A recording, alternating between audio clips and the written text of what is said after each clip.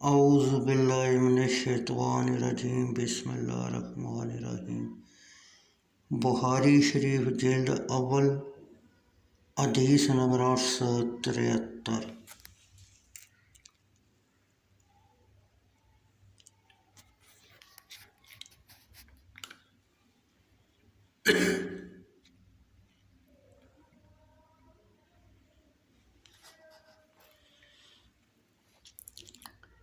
حضرت اسماء بنت ابو بکر رضی اللہ تعالیٰ عنہ کہتی ہیں،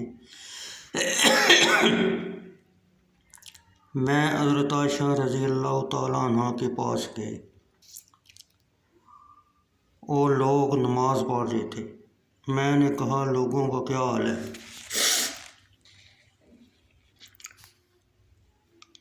حضرت عائشہ رضی اللہ تعالیٰ عنہ نے اپنے سر سے آسمان کی طرف اشارہ کیا۔ میں نے کہا، کیا لوگوں کے عذاب کی یہ کوئی علامت ہے؟ حضرت عائشہ رضی اللہ تعالیٰ عنہ نے اپنے سر کا اشارہ کرتے ہوئے کہا، ہاں۔ حضرت اسماء رضی اللہ تعالیٰ عنہ کہتی ہیں، رسول اللہ صلی اللہ علیہ وسلم نے نماز کو بہت لمبا کیا، یہاں تک کہ مجھے غشی نے اپنی گوش میں لے لیا اور میرے ایک جانب مشکیزہ پڑا ہوا تھا جس میں پانی تھا۔ میں نے اسے کھولا اور اس مشکیزے سے اپنے سر پر پانی ڈالنا شروع کر دیا۔ رسول اللہ صلی اللہ علیہ وسلم نماز سے فارغ ہوئے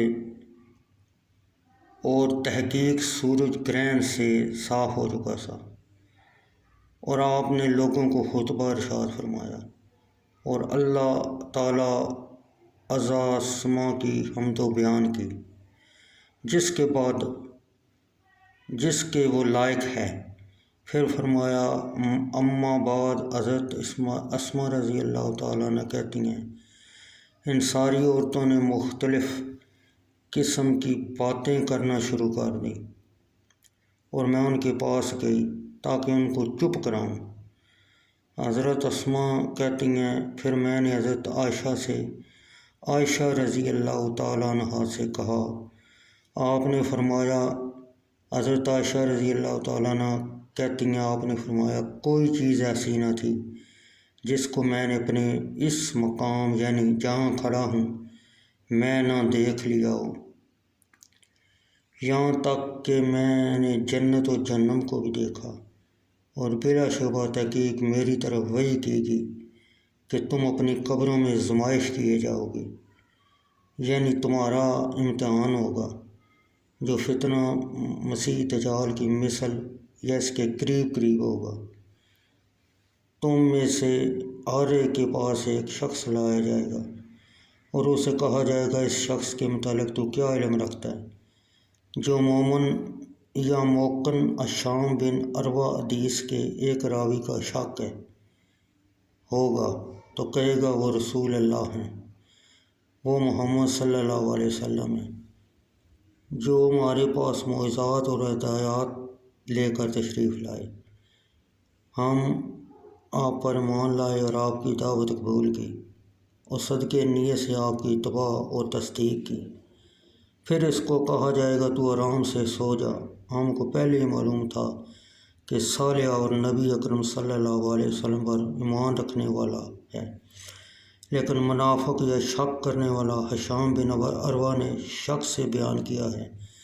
اس کو کہا جائے گا، اس شخص کے متعلق تو کیا علم رکھتا ہے؟